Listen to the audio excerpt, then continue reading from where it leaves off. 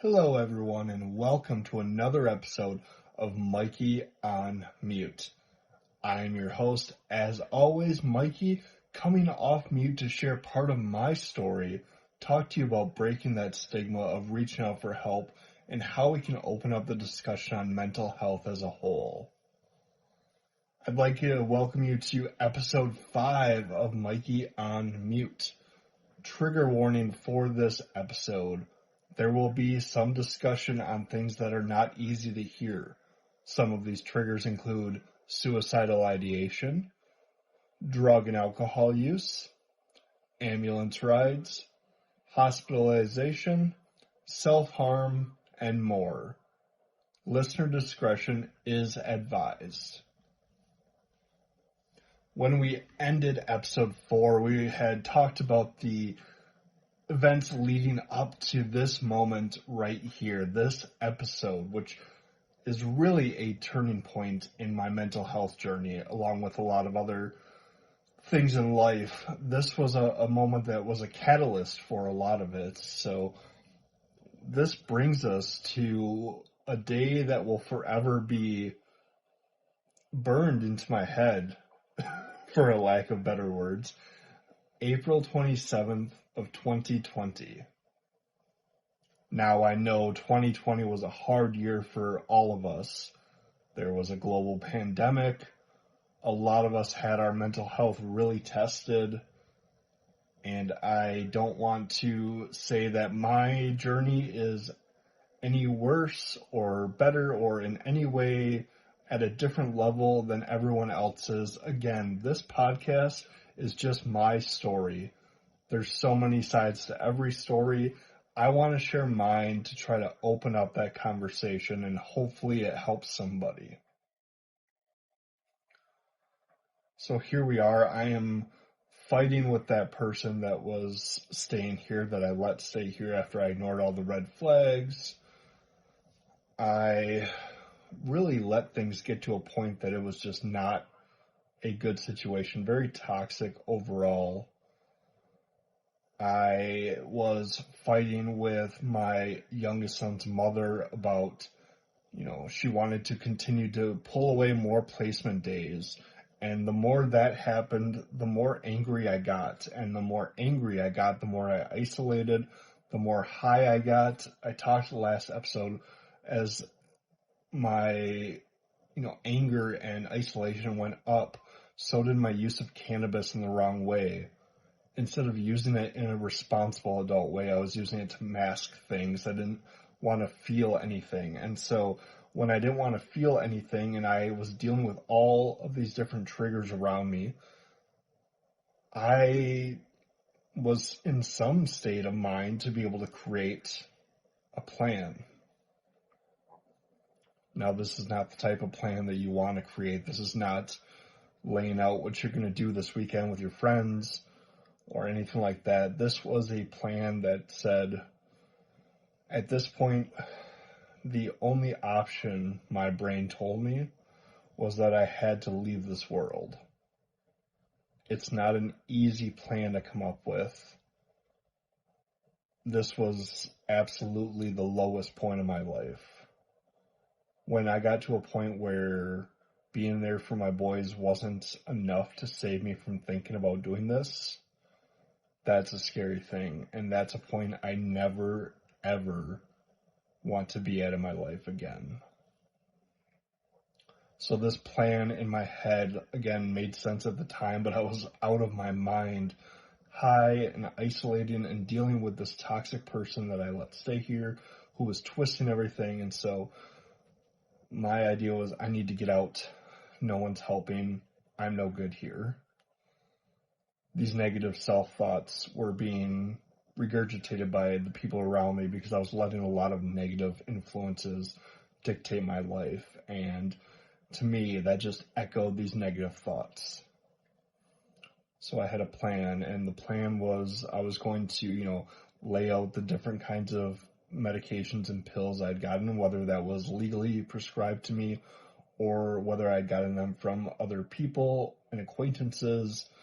I was taking pills that were not prescribed to me as well. So But I figured if I took different pills in about 10-minute increments, maybe take it along with some Pepto-Bismol, in my mind, it made sense that it would kind of go down as a smooth process. Again, it's weird to talk about this just in general, but to hear that I had thought things out and at that point things made sense. It doesn't make any logical sense to me as I speak it now, but at that point there was really a part of me that thought this makes sense. This is the best way to go about it. And for my brain to try to problem solve, come up with the Pepto so that way, oh, well, then your stomach won't reject it and things like that. It's so weird to me that my brain has been problem solving for so long. Even in that moment at my lowest point, it was coming up with solutions in a weirdly smart way. So I had this, that was my plan and all that. Again, it was not something I wrote out and sat on. It was very impulsive. It was something that just kind of made sense to me at that time. All of this planning happened within probably about a 30-minute period. And like when I say it's impulsive, it happened quickly. So I started the process that I laid out to do. I took the first round of different meds. Some were for sleep, some were for depression, some were for pain. And it was just kind of a mix and match. There was no rhyme or reason, but just whatever I thought I could handle at that time. About 10 minutes later, roughly, maybe, again, this all could have been within minutes. I was so high, I don't know if I could tell time, if my life did depend on it at that point. But took the second round of meds in the bathroom, had my phone with me. At some point, I don't remember doing this, but at some point I had texted my oldest sister something, whether that was full sentences or not, I still don't know. Don't have that phone anymore and don't plan to look back on those messages. But I had texted her some phrases or something and then put my phone down. I think it was at that point I realized that I didn't know where the Pepto-Bismol was.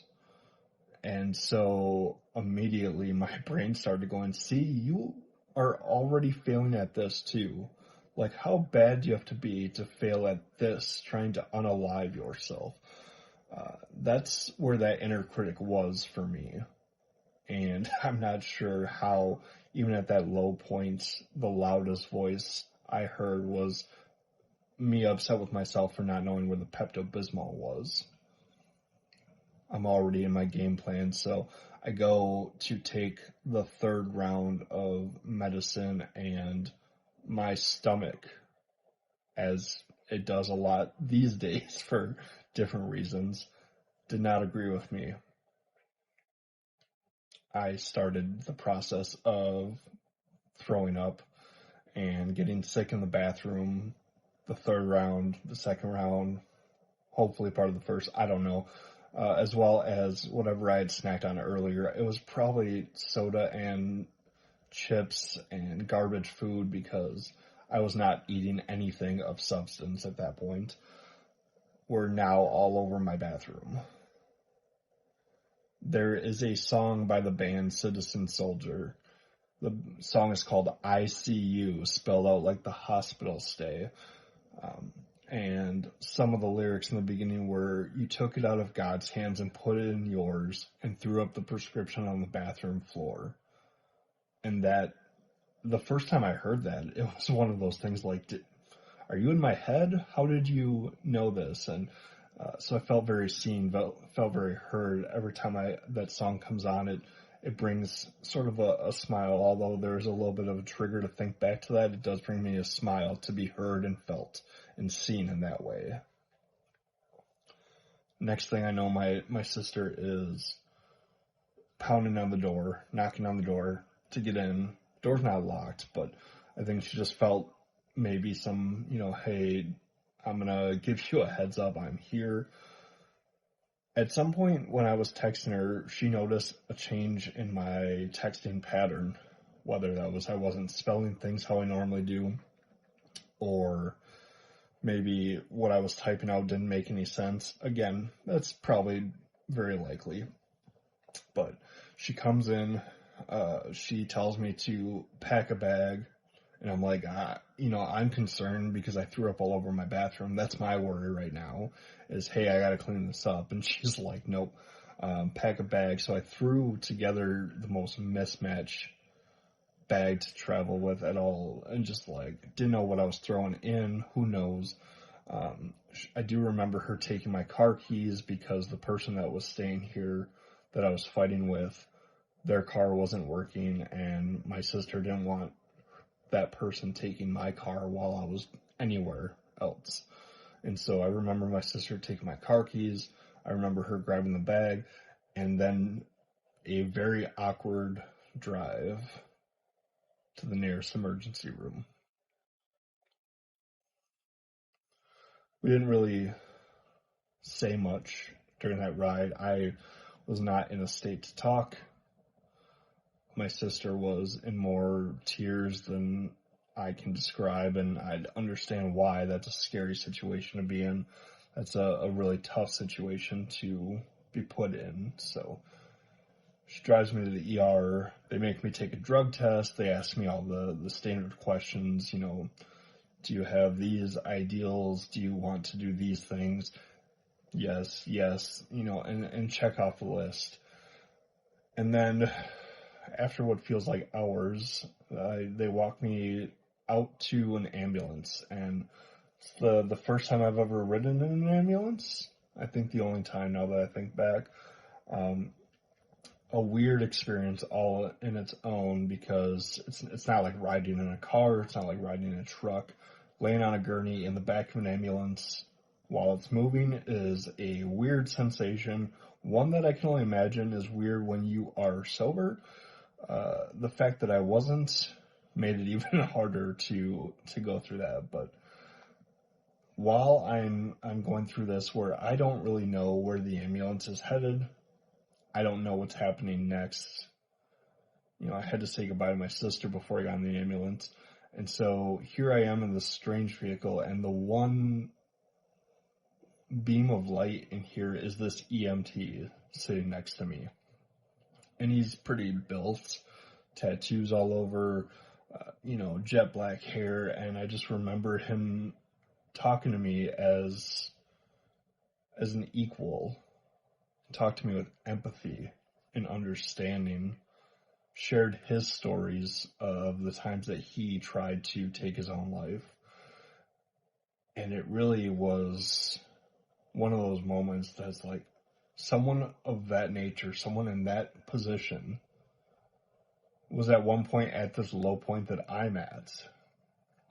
And it struck a chord. It was so strange to me because you look at these people in some sort of power situation or job, and you don't imagine them as weak or anything like that. And all I knew about trying to unalive yourself was weakness. That's what I was taught. It was told it was coward's way out and everything like that. So it was one of the first times I had a man-to-man talk about mental health. Granted, I was not in a great state to talk about it, but it sticks with me as one of the coolest experiences. And I don't say cool as in like, hey, everything's a rock star cool. Just for him to take time out of his day and speak to me and make me feel heard really helped more than I can ever say. So we get there, security has to walk me up to the floor where inpatient's at. That's where I'm going. They tell me, hey, you're going to inpatient. Probably somewhere between 10 or 11 p.m. at that point now on a Monday that I arrive. They bring me into a room where the inpatient director is talking to me, sat me down, and explained what to expect from inpatient. Hey, this is what your day is going to look like.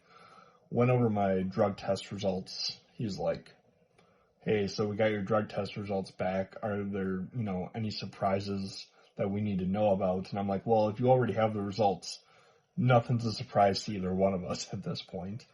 And So we talked about what was in my system, how that would look like in the next 12 hours, what brought me to the point that I'm at, and then he walks me to my room, and I remember seeing this room and the things that stick out to me still to this day, because it's not a normal hospital room. The bed is so close to the floor, there's barely any space next to it. It's not up high enough that you would normally expect a bed to be at. The bathroom door has cuts slanted on the top and the bottom, so the top and the bottom are cut out. It's just the middle of the door. It's almost something you would see in like an abstract art exhibit, is the only way I can describe it. And then there is this sitting chair that almost looks like something out of a storybook, but was really about as comfortable as a plastic stool could be. So, looks nice, was not great to sit on. I turned in my cell phone. They allowed me to write down phone numbers that I might want to reach out to while I'm an inpatient. They asked if I knew any numbers by heart, and I did not at that point, especially in the state I was in. So super helpful to be able to write down those numbers, rounded pencil, that way I'm not hurting myself, but at least write out if I ever wanted to contact anybody. Give them all my stuff. They take the strings off my basketball shorts. As per usual, I'm in my slip-on shoes, so no strings to take out there. But they watched me back and showed me the menu, how to order off of it for breakfast, lunch, and dinner with my rounded pencil, how to circle it for selections. At that point, I'm just circling whatever. I don't know what I'm going to want tomorrow morning. At this point, all I can think about is I need to go to sleep. I have a pounding headache and I don't want to be around anybody right now. Next morning, you start to realize that there is a schedule. Breakfast is at 8, so you have to be up before that. You're expected to be up and your meds taken and presentable to have breakfast brought to your room. Once you eat breakfast, the day kind of consists of 3 different therapy sessions. It was like 10 a.m., 11 a.m., and 2 p.m. One of them was like an art therapy. I think that was the 10 a.m. 11 a.m. is more like kind of talking out whether it was ACT or CBT, DBT. I don't know what those skills were, but kind of those. And then 2 p.m. was more group and free discussion, things like that. You had lunch at noon. You could eat it in your room or out in the common area. Dinner at 5. And in between, whether you were eating or going to group, they had what they called free time, which, again, free time when you're an inpatient is pretty limited. There's not a whole lot you can do as far as the side activities and things like that. There was a TV in the common room, but we didn't get channels. It was just the music channels. So I used to work for a cable company over a decade ago. And it reminds me of that, where you can flip through and it's like, channel 442 is jazz and, 443 is top 40 and you go through. So those were our TV options. They had a couple old board and card games, some dice games. The one I only remember sticking out to me is I had never played the game Farkle before. It's a dice game. So I learned Farkle and played that a lot because it was a hyper focus of a couple of the people that were in there. And so honestly, I couldn't tell you the rules of Farkle now.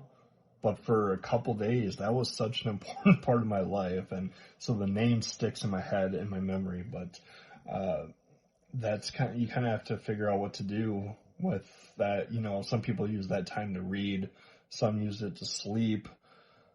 They couldn't really force you to go to therapy, but it was definitely helpful if you wanted to kind of help your chances of getting out at a certain point and everything like that.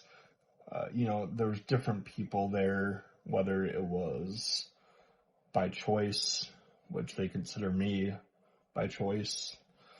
It's kind of, I think there was a choice. That's why I did wind up texting my sister something, but in the moment I didn't see that. And then the people that were there not by choice, whether that was someone else decided that for them or by law, things like that. So everyone kind of had a different reason for being there. You also had individual time with the psychiatrist remotely done via laptop. This was the end of April 2020, so the start of the pandemic. And that was kind of, that moment where America decided and Wisconsin decided to really put those things into effect to start following different policies and what they needed to try to combat it. So you met with the psychiatrist independently through a laptop. This was just like random questions of people trying to figure out what's going on with you, what kind of state of mind are you in, what direction can we go, because in theory they have you for a limited amount of time, and so they have to try to cross out all the options they can. This was the time I was misdiagnosed with bipolar depression or bipolar 2. I was introduced to and prescribed lithium, which I wound up not being on for very long. It is one of those hit or miss drugs. Either it works great or not great at all. So that's kind of what my experience was with the psychiatrist. It gave me an insight of what I didn't want with the psychiatrist going forward, so at least it was a learning experience. But overall, I met a lot of interesting people. I had mentioned that people were there for different reasons, and that was also a time where that comparison critic inside of me came up strong. So whether it was I'm not as crazy as this person or something like that, or I'm not as maybe I'm worse than this person, am I going to be this person? Someone else had been here 4 times. Is that going to be me? And that was not healthy to be comparing things, especially with situations of people I had no idea what their backstories were. I was only being told what they wanted to tell me. How much of that was the truth? Who knows? I was judging people in a very, what was supposed to be a safe space. Here I was comparing and judging and using slurs like crazy and everything like that. And so, even though there was this weird comparison, there was also an acceptance. At least I thought there was an acceptance. It felt like these people understood me, that I was finally around people that understood what I was going through. As I look back, I realized we were trauma bonding, that none of us were actually friends, that we were just in a similar situation in an enclosed space where we were isolated with only a few other people. And so I think it's really more so there's trauma bonding. Were there moments that the conversation was nice? Yeah, but these were not my friends. These were not people that were going to look out for me after we left or anything like that. The other part of kind of free time, like I said, free time sounds so weird. It sounds like we got recess or something like that. I almost wish. It was a moment that you really could have, done some shady stuff for some dodgeball. But there was a phone. So, like I said, they let us write down the phone numbers out of our cell phones because we couldn't have those. So I did write down phone numbers, and you were able to make calls off of the phones in the common area. There were 2 phones tethered to the wall, kind of jail style. If you picture, a stereotypical jail movie and they're talking on the phone, and it's corded right to the wall, that's what it was. But it wasn't 2-sided like you would see in those movies or anything. Very old payphone style. So, pushing out the numbers like that. If you don't know what a payphone is, I'm already feeling old, so I appreciate that even more. But I was able to call my sister, call my dad, things like that, and that was weird conversations to really try to face people on the outside. Which brings me to the best part, which was not being on the phone. Being an inpatient, I used to say it was the best and worst thing to ever happen to me. It allowed me to get away from all the distractions, the negative influence. There was no cell phone to use social media to compare myself or to try to doom scroll. I didn't have anybody around me expecting anything, so there's no pressure, no expectations. Like I said, going to group was encouraged, but it wasn't enforced if you really didn't want to go.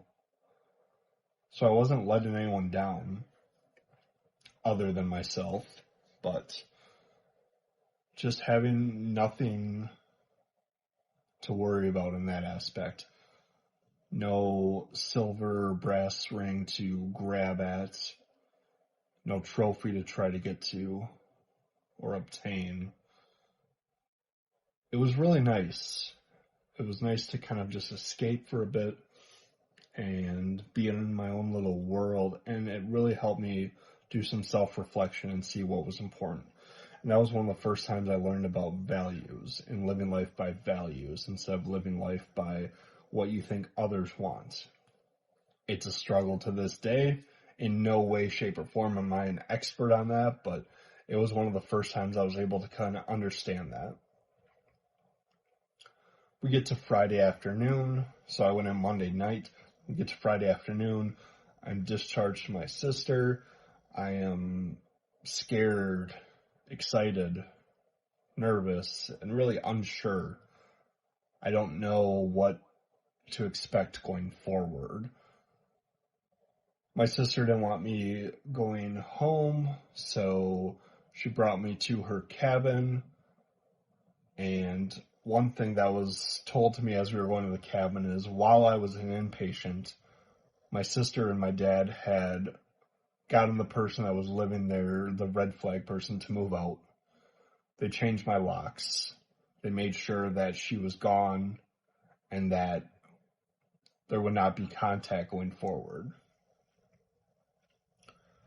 So I had that taken care of at home, head out to my sister's cabin. On one hand, this was great. A great place to start a new chapter. I was able to go on walks and be out in nature and really just focus on myself. On the other hand, there was alcohol readily available. I think at one point I took my new psych meds with a beer. Not recommended for anybody, but and just a lot of rumination, a lot of here's what went wrong, here's where I can't believe I had to be the victim, and really played into that. So there was good things and bad things, pros and cons, but ultimately the stay at my sister's cabin, them getting her out of my house, and everything allowed me to flip the page and start a new chapter in my life. And I will forever be thankful to my sister for that. I will forever be thankful to my dad for that.